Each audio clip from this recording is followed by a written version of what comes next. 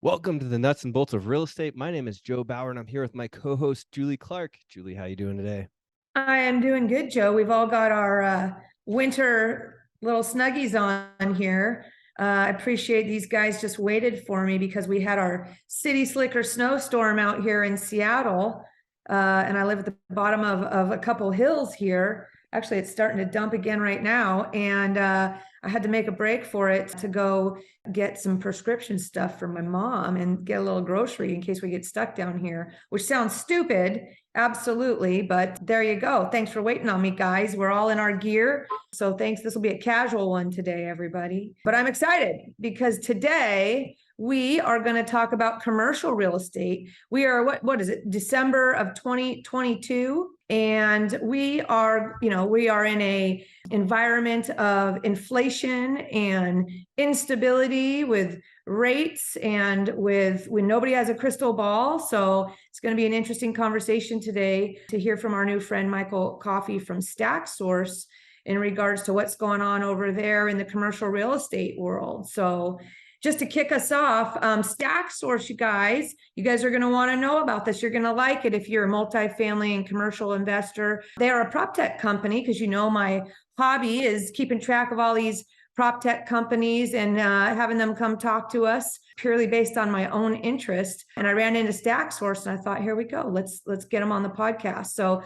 they're a commercial real estate prop tech company that helps you achieve an optimal combination of rate, leverage, and recourse on your commercial loans when you submit your deal to StackSource and work with one of their capital advisors. You can receive your best financing options. The idea is you're going to get those options in minutes and get multiple quotes. And today we've got our new friend, Michael Coffey, here joining us, who is the capital advisor for the Pacific Northwest for StackSource. So what's up, Michael? Howdy, thanks for having me. Absolutely. So you're over in Central Oregon. So you guys, you and Joe lives in the mountains. So I'm sure you guys are laughing at me today, but thanks for making the time to reschedule a little bit. So I'm going to let Joe kick us off with our normal questions so we can get to know you better. And then we'll jump into it. Yeah, Michael, our first question is always about your history. So we'd love to know, how you grew up, where you grew up, and how that led you into your crazy world of real estate now. Oh, sure. Yeah, just to tie, so I do live in Central Oregon. I spent my very early years in Everett, Washington. Grew up there. Used to do a lot of roller skating and break dancing, if that helps pin down the era that I was up there. We moved down here. What's that? I said 80s. Is that you? Oh, yeah. Yep. There might have been some parachute pants involved. So I moved down to Oregon when my family did for job, and I've been down here ever since.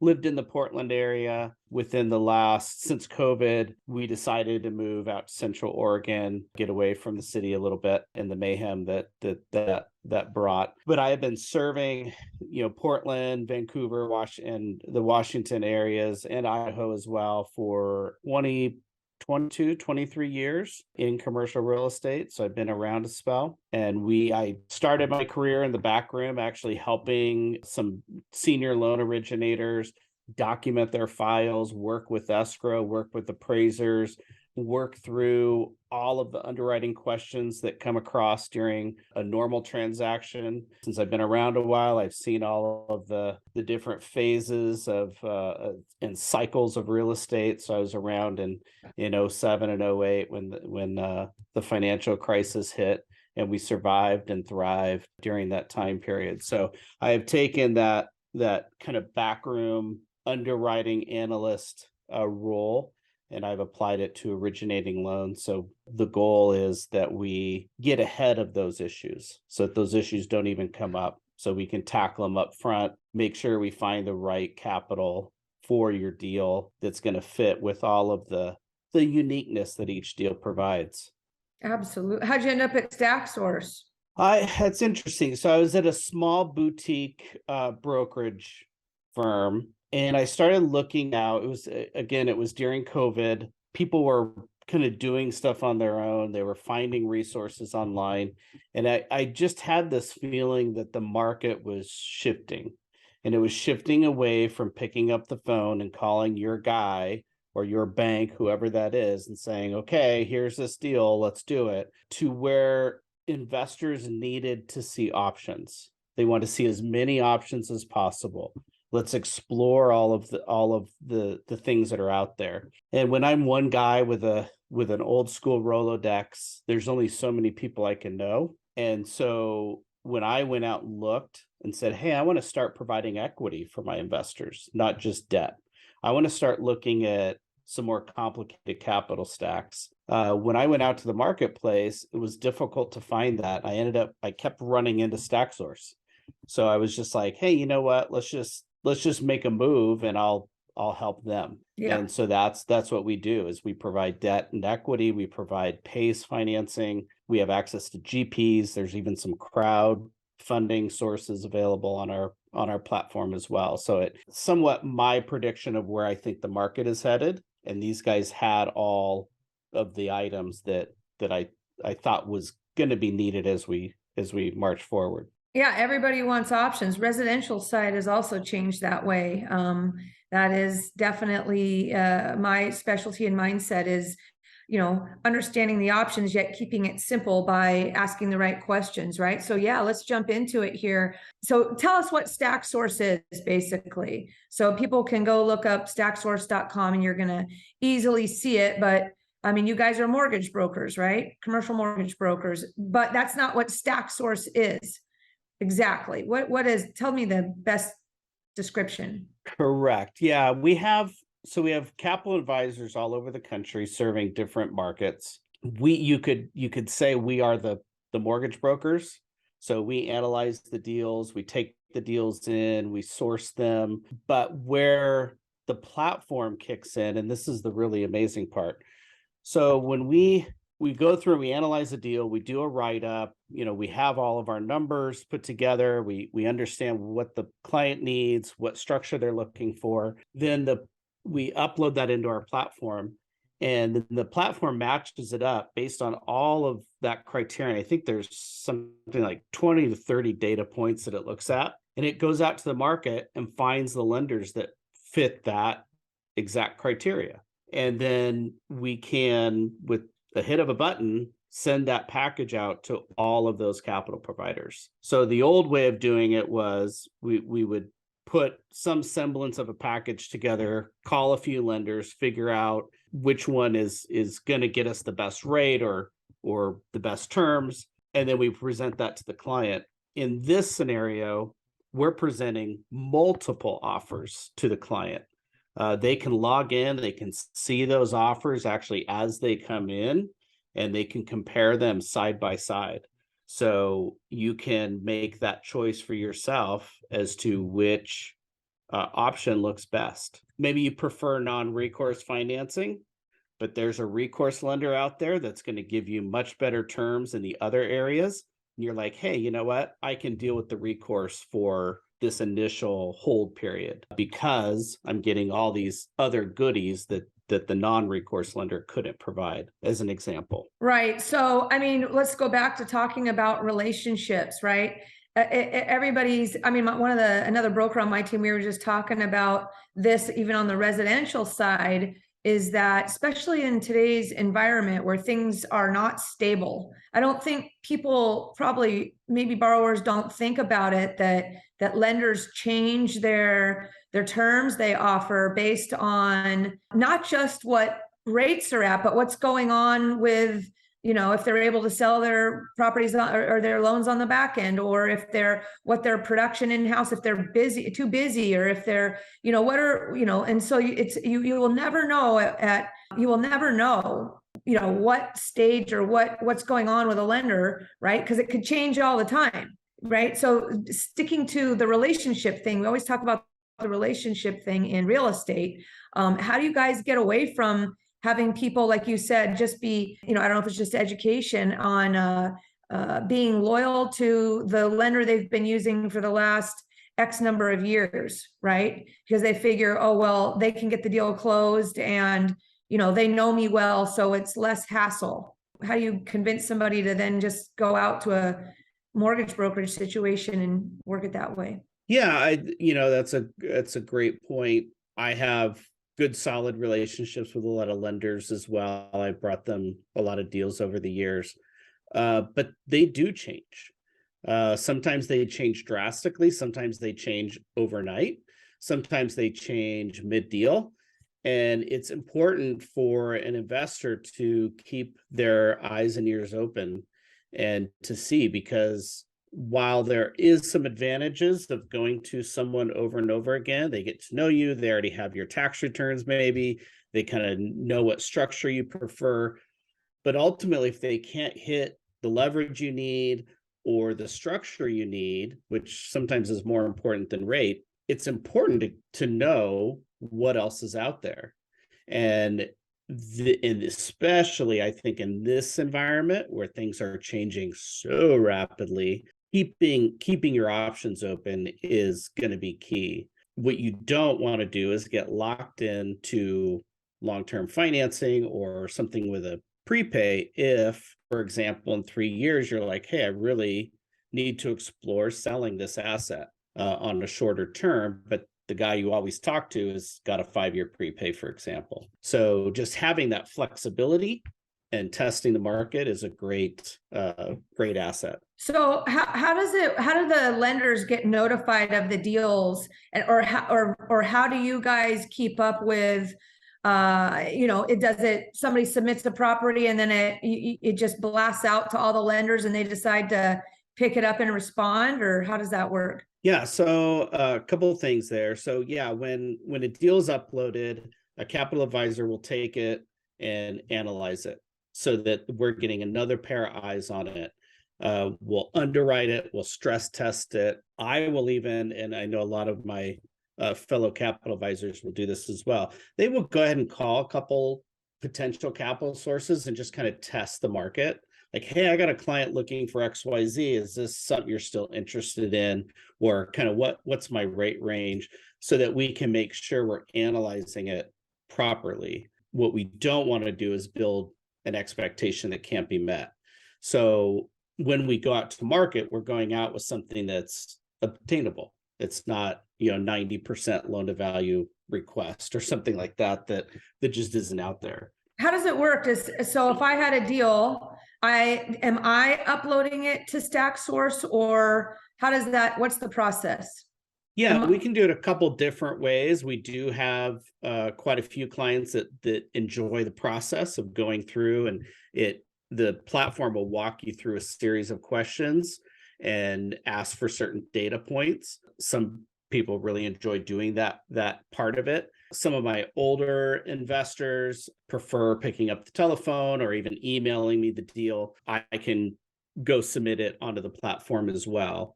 Either way, though, it's going to end up in the same spot where we're putting this nice looking package that's well thought out, reasonable. I do a detailed write-up on each deal to kind of give some background, so that when it does get pushed out to lenders, they're looking at think of it almost as an offering memorandum that you would see on the sales side, we put together for our financing side. So, but I mean, isn't that what most mortgage brokers would do anyway? So what's the difference? Where does StackSource come in as the difference, assuming that any mortgage broker is going to put a package deal together like that? You know what I mean? I don't know that there's extra special sauce related to that part of the process. I don't know why I thought StackSource was one of these things and maybe it is, where I have enough information on the deal where I'm going to go in and I'm going to basically stick it in there as like all the data points that I know, my NOI, whatever I need. I don't know, what are some of the questions that get answered, right? What's your... Yeah, so it looks at location, obviously, is a big one. Loan to value, looks at asset type, looks at development, stabilized. It looks at, it gets in the weeds when we start talking about different asset types, but it starts dissecting that. It gets as focused as if we have a foreign borrower, if they want recourse, what kind of fixed term they want, all of those sorts of aspects of it. But what makes us different because I did do some of that in my previous positions where I put a package together. It certainly didn't it didn't have the look and feel of this. We have pictures included and all sorts of other data that gets packed in, gives the lender a better view of the deal. But what makes us different is that it's going out to, we have over 1,200 different products in our database. So it's going out to a much wider audience than I would as a single broker. So we're looking at life companies, family offices, debt funds, obviously banks, credit unions, CMBS, agency, all of those, in addition to any potential equity sources. So it's going out instantly to all those. And if I were to plug in all that information, how long does it take me to get back these, I don't know what you call them, not like I don't know if it would be, it's not a term sheet necessarily. Is it just like a quote or? We do. I got a term sheet within 24 hours before of it being submitted. I put a deal out, was that last week? And I had 4 responses within an hour. I had 4 people ping me back on that deal, asking various questions. So it does happen. It can happen very quickly. I mean, because a big part of getting deals is the timing, right? How quickly, because this, when it's competitive, the clock starts ticking right away, right? If I have all the data, which that would be whatever you can get from the seller, if you're looking at a deal to acquire, and that obviously ranges depending on the sophistication of the seller. But if there's a deal room and they have a rent roll and a P&L, that generally is enough for us to, so you upload it, I can put my eyes on it, analyze it fairly quickly, and do a quick write-up and get it out within a few hours. Let's talk about that for a second, because a lot of these times, these mom and pop type properties, either you're getting a pro forma from a broker, which is meant, the numbers are BS. What are like lender to let borrowers know here? I always, myself, it's reverse engineering the deal, right? You got to have the end in mind before you buy it. So, for example, what are some terms like that the lenders are going to have minimums on, meaning such as lenders are going to use 5% vacancy loss, or they're going to use a maximum of 3% another income, or they're not going to use less than, of course, the expenses. They're not going to use less than 35%, or maybe 45 or 50%, depending on the age of the property or whatever. Is there some underwriting guidelines that, if you don't have a lot of information, or you're just initially getting the info, like, are they all going to underwrite a property management fee? Are they all, are they going to use, depending on the age of the property, $300 as, a unit in capital expenditures? I always, as a broker, I feel like sometimes if I had a multifamily, like I just had one that I was brokering, and I was getting these offers with these loans that they'd kind of give me like this LOI. And I said, well, you're not going to be able to get that loan, right? Because I know the underwriting kind of basics well enough to say that that's not an achievable loan. And I had other brokers tell me, you're offensive. I've never had anybody, I don't think they knew what they were doing. What do you say about that? Isn't there some basic parameters that can be applied in underwriting if you know that somebody's got to get a loan, that you have this mom and pop that's, NOI's low and they're trying to get a 70% loan to value or something like that, and numbers aren't penciling? Can you help me understand that? Yeah, no, that's great. I've actually written quite a few articles about this. I publish them every Thursday on my LinkedIn, kind of walking through the underwriting process and what we use. So for me, if I have a current rent roll, and so I know what my current rent is, the only number I really need help with is the utilities. If I have that, I can build a pretty robust P&L. I can look up taxes. We kind of know insurance is going to fall, depending on the age of the building, $350 per door per year. I keep in really good contact with appraisers, so I know generally what their R&M and turnover numbers are going to be. So regardless of what a seller is telling me, I'm going to use what is going to show up on the appraisal. Figuring anything over that is probably CapEx. We have a chance later to pull it out. We're going to use on a smaller complex, probably 7%, 6.5% to 7% for management. If it's a bigger complex, we'll use a lower, and then we'll kind of look. I'll talk to the sponsor, the new sponsor, and say, how are you planning on managing? Are you going to use an on-site? Are you going to use an area manager? And we can kind of build around that. Everything else, we can look at landscaping and kind of guesstimate, what that contract would look like. A lot of times sponsors have those numbers in their heads already.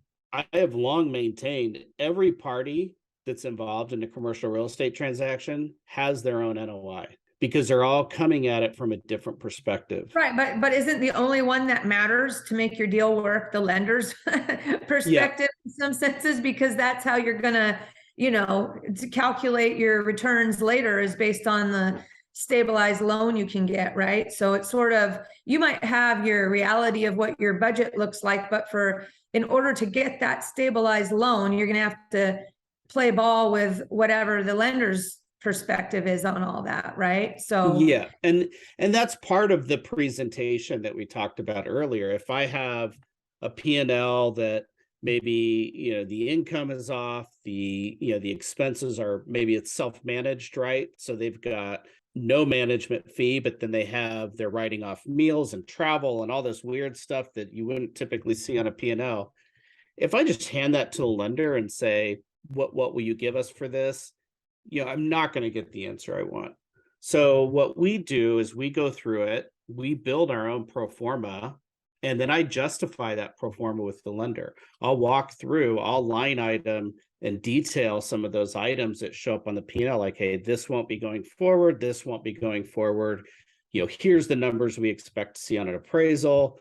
We really tie all of it together so that when they do issue a term sheet, they're issuing it based on numbers that we know we can hit. I mean, do you really have borrowers just like not go through that process themselves? Like they just get a P&L from a seller and say, hey, Michael, tell me if I have a deal here or not? Because that's kind of, you would think that the borrowers would at least try and do it. I'm trying to teach people, like, you guys, you can use some basic underwriting terms here, and then also check with Michael or whoever your lenders are, right? But I mean, if you have like a 6 unit or an 8 unit and the expenses are coming in low based on somebody's P&L, right?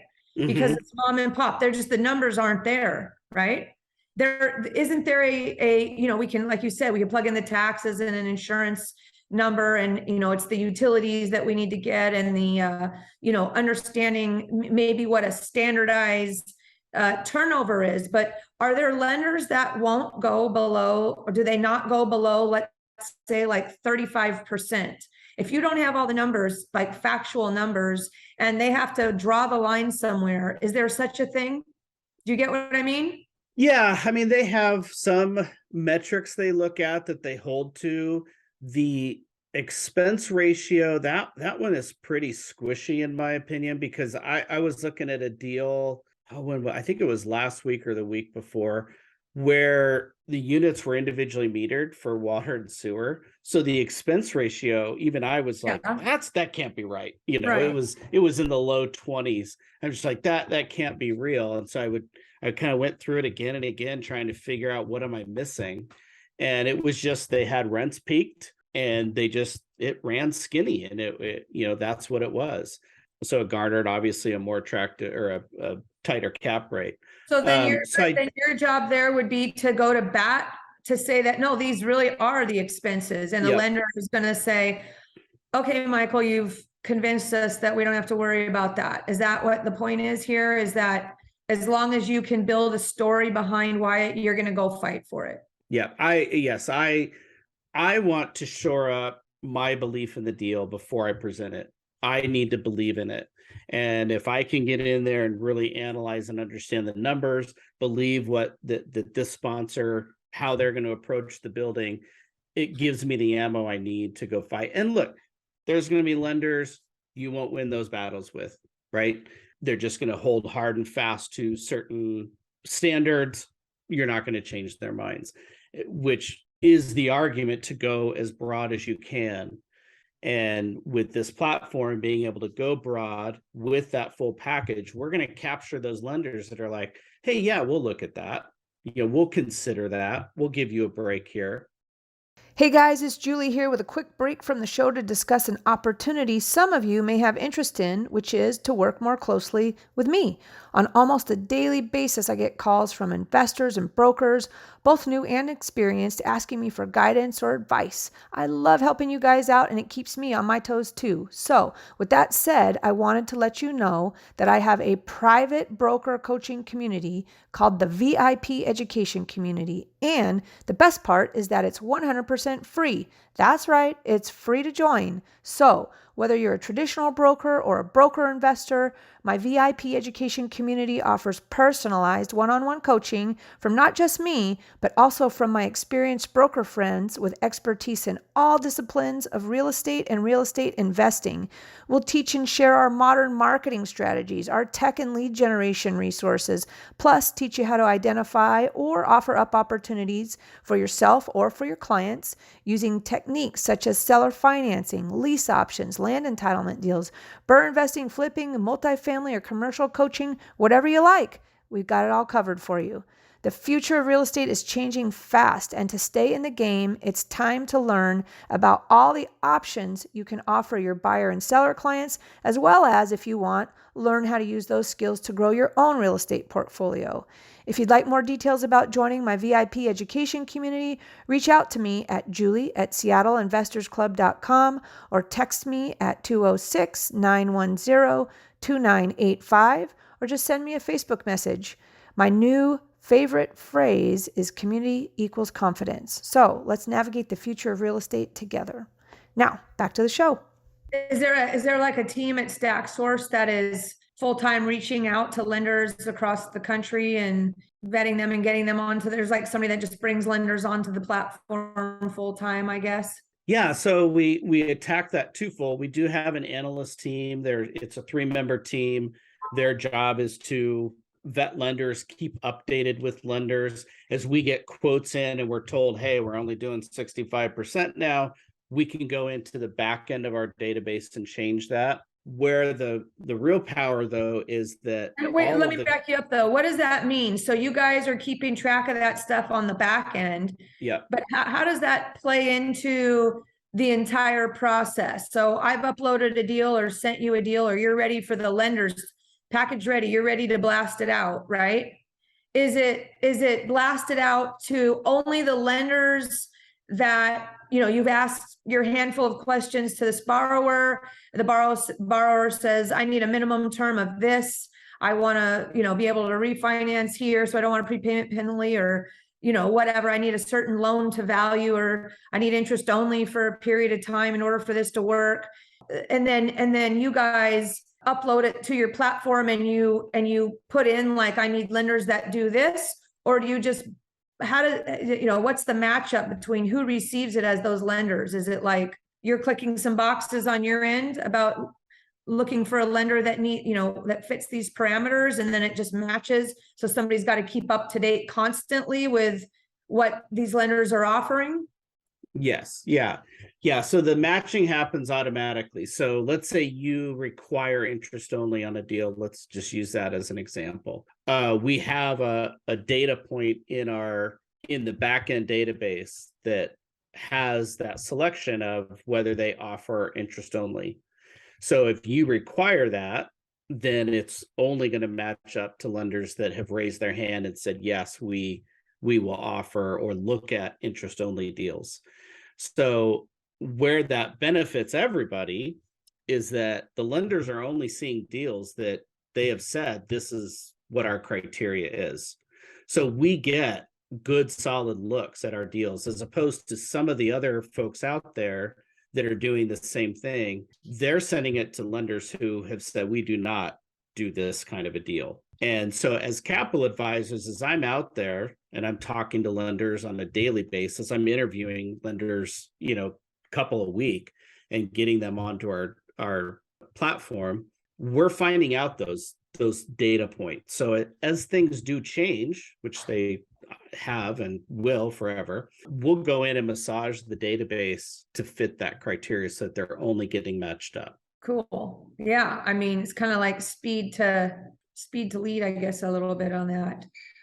So what are the questions when you get a new file that you ask of a borrower? Do you have like top 5 questions that you're going to ask them? Yeah, when I do my initial sponsor interview, I want to know how they're getting into the deal, right? Where's the money coming from? How are you capitalizing this project? How long they expect to hold that particular property, what their plan is. Is it a value add? Is it like a quick value add, or is this a slow burn value add? And then what their long-term plans are as in that investment. Is this a 10-year hold? Is this, more realistically a 5-year hold? Because that helps us build that structure that we need on the loan to best serve that sponsor and what they're looking for.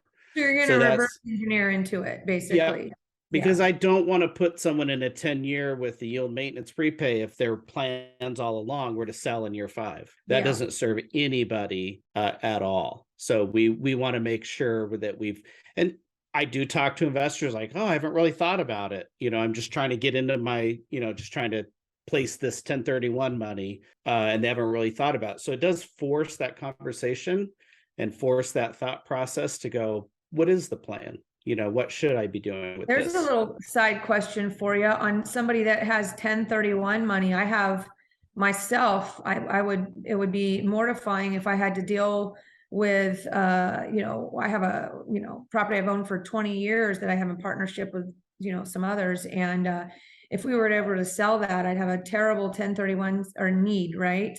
Are you guys, so I'm always in the back of my mind thinking, who's going to be able to help me place if it, for some reason came up, how am I going to get this money placed or be able to do a 1031? Are you guys able to help? Because it sounds like you're matching equity too, right? Are you able to help people, people who are in need, that accept 1031 money? Yeah, most of our purchase transactions have 1031 funds involved at some level. So going back to your earlier question of what questions I would ask, if there was a 1031, that would be one of the first questions. Okay, well, what structure did you sell that property in? What structure do we have to go into on this new one to make sure? Are you able to place the 1031 money into somebody else's deal that needs equity, the equity matching? If it's structured properly, yes. Some of it will depend on who the exchange accommodator is and what they'll allow their sponsor to do. Some of them are much more strict than others. Is it more important on the structure of the 1031 on the one for who's receiving it or who went into the facilitator? Is the going in there is kind of the same. It's the structure on receiving the 1031 money. Is that right?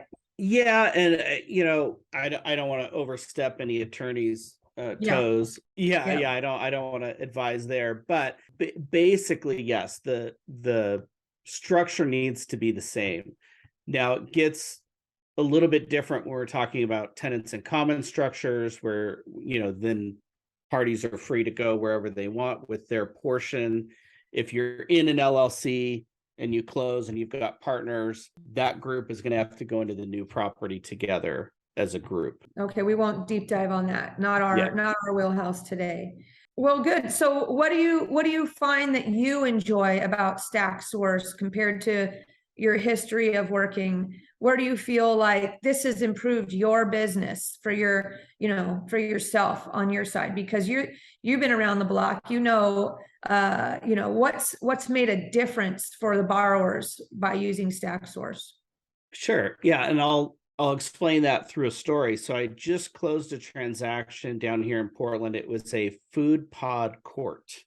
So a bunch of food trucks, and those traditionally don't trade Those don't sell. Developers develop it, get the concept, and then they hold them long term. So this was kind of a unique situation.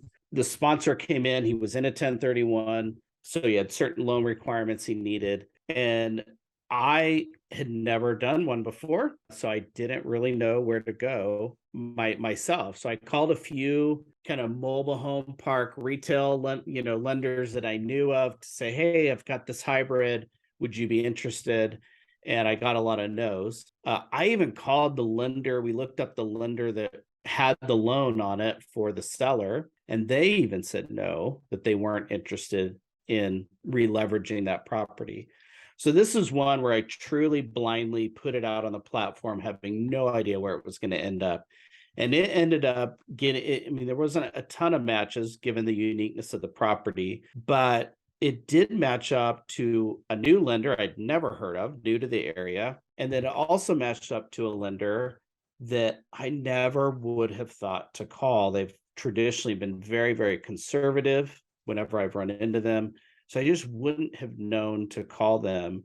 They ended up closing on just such amazing terms. They held the rate all through this recent run up in rates we've had. They were just a joy to work with. So when we closed that, I just had to smile. It's like, this is amazing. Like, I don't know for sure if I would have been able to find somebody on my own if I was just dialing for dollars.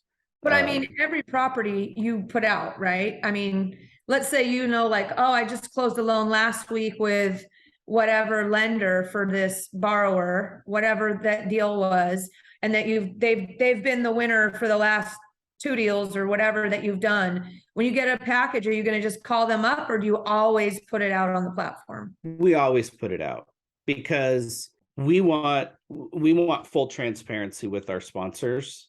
They need to be able to see that I'm not behind the scenes dictating, hey, this is where I want this to go for whatever reason. I will definitely give my recommendations, but it's important that they see all of the various quotes, because there may be something in there that they see within that quote, within those terms. It's like, oh, I didn't even know that was available. That's more important to me than what I thought was important to me, that short term, or maybe there's no prepay. And they were like, hey, I really don't want to prepay. I didn't realize that was even possible. And I'm willing to give up my rate a little bit to get no prepay, or whatever the case is. So it's important that they see that. Are the lenders giving options within, like, is one lender saying we can do it this way or this way when they're communicating back, or are they just giving one sort of term sheet? Some do for sure. I put a deal out recently. The lender had a buy down option. So they gave us 2, like, here's par, and here's, if you pay a small fee, we can get the rate down. It actually netted us more proceeds. So I discussed that with the borrower, and I will always put notes at the bottom of the quote that, hey, there's some other, maybe they have a 10-year option available, or they have, an interest only option available, just so they can see that there are some options out there. And how do you guys know, one of the big questions, I was talking to my own team this week. I was challenging somebody saying, hey, I think you better start shopping around lenders. I know you love so-and-so, but with things changing and things bouncing around, all the lenders are doing different things at different times, and it's hard to know. And I know we have our favorites or our relationships and so forth, but, to do the best service of our borrowers or our buyers, I mean, right, you want to get out there and shop them the best, right? They're going to be able to afford more if they get the better terms. And one of the responses, well, yeah, but I also want them to be able to close, right? Sounds great to get great terms, but what really makes the difference if somebody can actually close or not retrade on you. What's the situation with that, with all these different lenders out there on the StackSource platform, and how do you track that? You mean keep them held accountable? Yeah, I mean, not every lender, like I said, just because they have, doesn't mean that they'll close on those terms, or doesn't mean that they'll, sure, maybe they've retrade you at the end, or, do you guys keep track of who's got good closing ratios on, what they put out there initially? We do actually. Every deal we close or that falls off the platform, we fill out a survey internally and we rate the lender in various places. Some of it's speed, how thorough were they in their underwriting, and then the big one is the retrading. That is a big concern, especially right now with Right. the way things are changing. So we keep a rating system internally, and so I can go in and see, hey, is this, so and so is quoted on this deal. I'm going to go look and I will go see, okay, how many times have we closed with them? I'll go talk to the capital advisor, how was that experience? And that is a big issue that we see is the retrading. And so that's one of the first things I look at is, did they close on the terms they promised? And loan amounts will fluctuate because an appraisal comes in with a higher expense, or something happens along the way, but by and large, did they hold to what they promised? We also have a banned lender list, and those folks do not and will not show up on in our matching. So they're in our database, so to speak. We can go look and see. I have the list that I can see who's been banned. So if I run into a lender out in the marketplace, I can look and say, oh, they're notoriously retraders, or they get high fees up front and then disappear, that sort of thing. We can see those, so then we know not to even bother sending it out. And do you feel like the speed is a big difference here, right? So once you get your basic information gathered in a quick underwriting, how long does that normally take you? I can get it done within a few hours. Again, if I have the basic, the core items, I can have it up on the platform within an hour or two. And then how long typically does it take to get back your quotes from whoever's responding on the lending side? If it's we've kind of been talking multifamily here today. So if it's a basic multifamily deal, like I said, it could be within hours. I could have responses. If I don't get responses for whatever reason, it's the holidays, people are gone, I will start calling and emailing the next day saying, hey, I sent you this deal. Did you look at it? Did it go to your junk folder, maybe, whatever? What are your thoughts on it? And then we start engaging with them through the phone or through email, just to make sure that they saw it, make sure they, see if they have any questions. Or sometimes they'll say, hey, I can't quite get to 75. I'm sitting at like 73. Do you still want me to quote it? Absolutely. Let's get it up there. Let's let the borrower see what the quotes are. That's awesome. Okay, well, good stuff. Well, how about what's going on? What are you seeing right now? Do you have deals that get submitted to you and you have to give that borrower the feedback, or you do like, hey, man, that doesn't look like a deal? Do you feel that you have borrowers that are sort of relying on you as their second set of eyes, or? Yeah, I've got some long-term clients that, they will come to me with, hey, what do you think of this property? And I'll take a quick, look at it, run it through my underwriting and give them some feedback. And I'm definitely from the school that you under promise and over deliver. So I really try and be as realistic as I can with clients or sales brokers that bring, I have a lot of sales brokers that bring me deals pre-listing to run through it and get an idea of, hey, what would financing really look like on this from a buyer? What can we expect? I want to make sure I'm positioning this properly, or, selling to the right group of folks. I'll look at it and I will give very honest feedback. And sometimes it's not great. If somebody's got to refinance, it's some property that they have emotional attachment to, and they call me and then they find out, oh, I can't get what I need. But the alternative is, me leading them along and getting them trapped, making them feel trapped. I never want anyone to feel trapped. It's like, let's be very honest and clear about what we're looking at. I love teaching, so I'll dive into the numbers. Hey, here's why we can't get the leverage you're expecting. What is going on right now? What are you seeing in the market right now on, like as a value add loan? First of all, we have a couple things going on. We have the fact that a lot of cities now, like the city of Seattle, for example, I don't know what's going down in Portland and so forth. Let's say you bought a value add deal, right? You can't even give out a rent increase for 6 months. So how does that match up these days with the terms, like bridge loan terms and stuff? Like, it seems like it's getting a little tight on that sort of thing. Or do you think lenders are building products around that? Yeah, I think they're starting to. I think it changed so quickly and so drastically that there were a lot of deals that got caught, a lot of sponsors that got caught unawares, and lenders that got caught unawares as well. And that's unfortunate. It does happen though, and that's part of the risk, right? We all take in this business. But I think now that we all understand, hey, we're in an environment that's very volatile, and we've got jurisdictional issues in certain locations.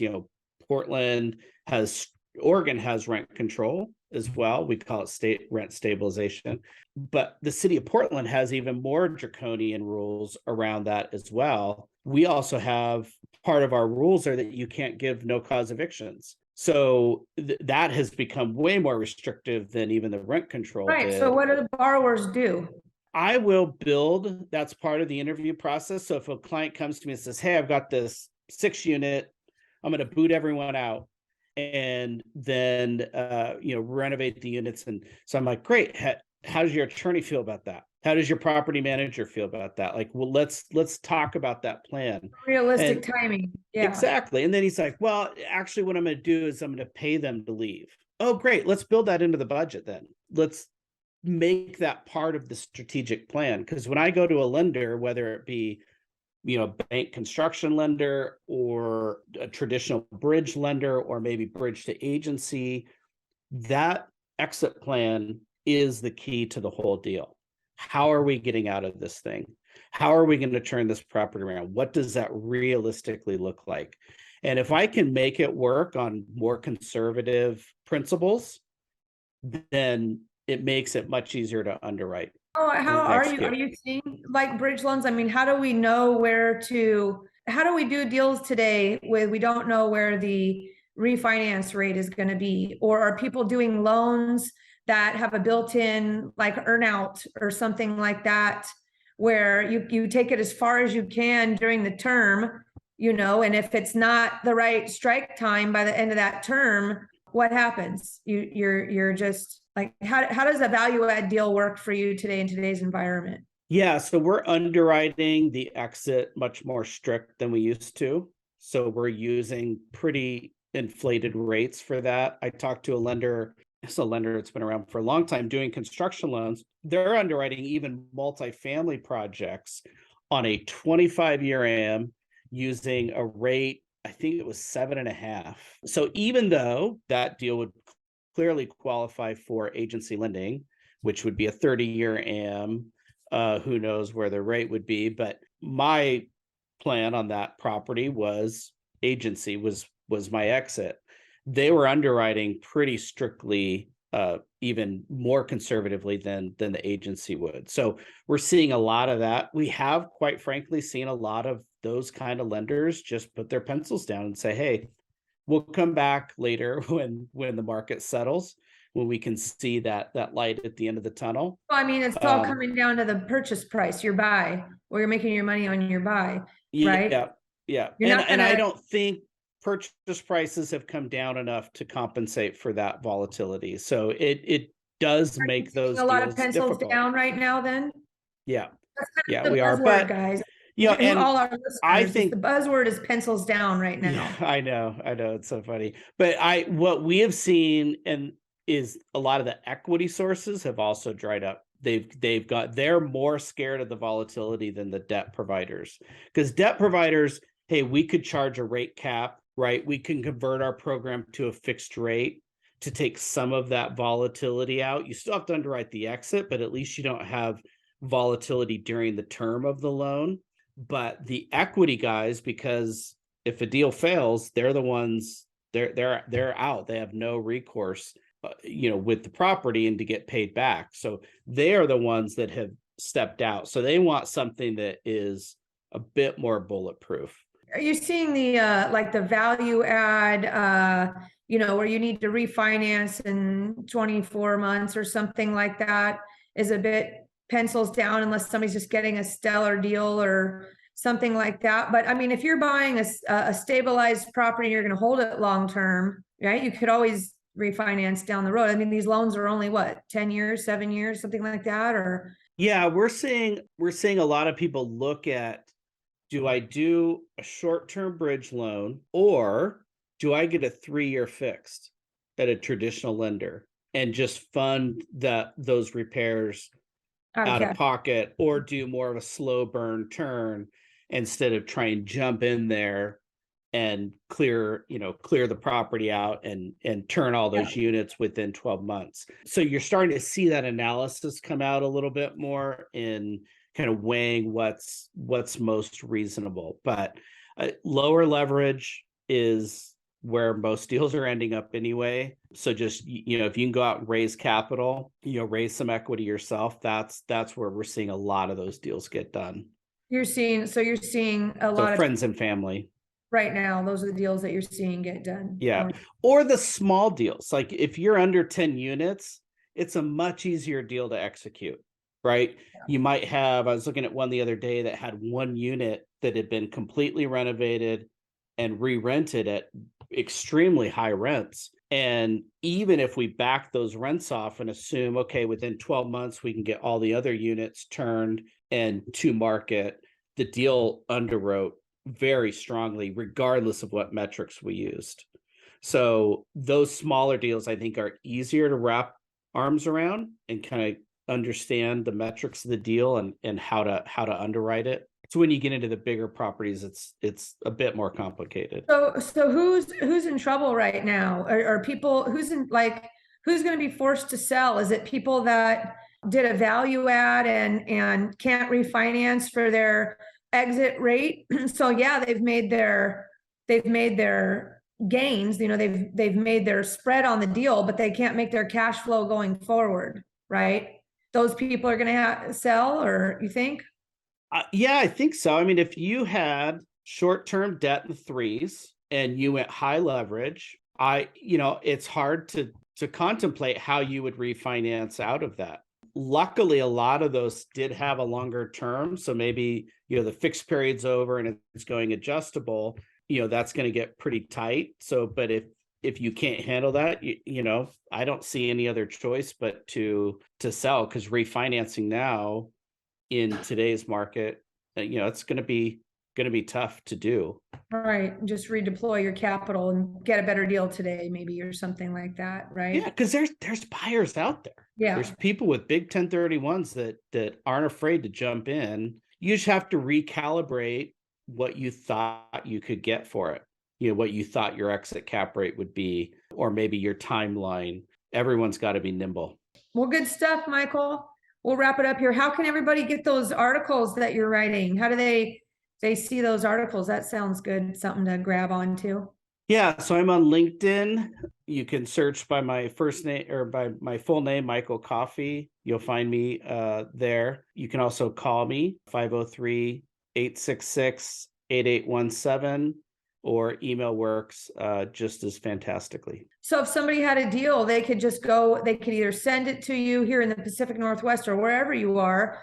Let's say they don't know, it kind of makes it seem like you want to submit your own deal, or try it at least. Be kind of fun to submit a deal through there. So if I'm a broker, can I submit a deal through there if I wanted to, and you're ending up calling me? I mean, I could call you directly, but I feel like I want to go through your platform. Yeah, if you want to submit it, absolutely. And then maybe give me a ring or an email, let me know that you submitted it. I can actually go find it and pull it down and start looking at it quicker. That definitely works. We've introduced a tool on there where you can get a quick indication of where rates are. So, especially in this market where things are changing so rapidly, you can go give some very basic details just to get an idea of who may be interested in that deal and what their rate ranges might be. That's a great tool. So it's kind of a StackSource.com and find that tool. Yep. Do we get your full LinkedIn? Keep on the LinkedIn thing. Let's cover that again, or unless we have it there, Joe. Do we get your full, you just look up your name on LinkedIn, I guess, and connect with you there to get those articles that are posted on LinkedIn? It comes up, and I'm put it in the show notes. So in the description or show notes, we'll have Michael's link. So, but I did a search for it as we were just talking, and it popped right up. Just look for Michael Coffey and StackSource. There you go. Nice. Well, good. I think this is awesome. As far as I like the speed about it and the fact that you're going to get multiple. It's a great addition. Are you guys getting a lot of traction off this, Michael, or is it more like getting the word out? Are you guys still in the process of getting the word out about? No, we a couple months ago we crossed over the $1 billion mark of funded capital. So Okay. we just closed one of our other capital advisor teams back east closed $141 million capital stack. Wow. So yeah, it got quite a bit of press. So yeah, it is definitely gaining traction. The ability to see lenders that you didn't even know existed is, to me, just an amazing aspect of it. Well, and I just think that since they're all changing their terms, you don't know which ones, are keeping things in house a little bit more versus, what's going on in those companies, that it's just too much work for somebody to try and one individual to have is limited, like you said, and how many people they can know or what resources they might have, and especially in a volatile market, right? So makes perfect sense to me why you'd want to throw your deal into StackSource and see what you get. And obviously you're going to end up talking to Michael here, who's been around the block. So can't do better than that. Well, good stuff, Absolutely. guys. All right. I'm going to, looks like it stopped snowing out here. Now we'll see what happens. I'm going to go, now I feel, I'm going to go try and drive out of my driveway just for the heck of it, see if I can make it up that hill. So I appreciate you guys again accommodating me today. Joe, where can everybody find the details of today's podcast? Yeah, we'll have everything down for you in the description below if you're on YouTube. And if you want to check it out on the website, you can go to seattleinvestorsclub.com/174, and we will have everything for you there. Good stuff. All right. See you guys on the next one. All right. Ciao. Thank you so much. Bye. Bye. Thanks for listening to the Seattle Investors Club podcast. If you have questions that you'd like to have answered on the show, shoot us an email at info@seattleinvestorsclub.com. Now go out, take that action, and build that real estate business. Thanks for listening.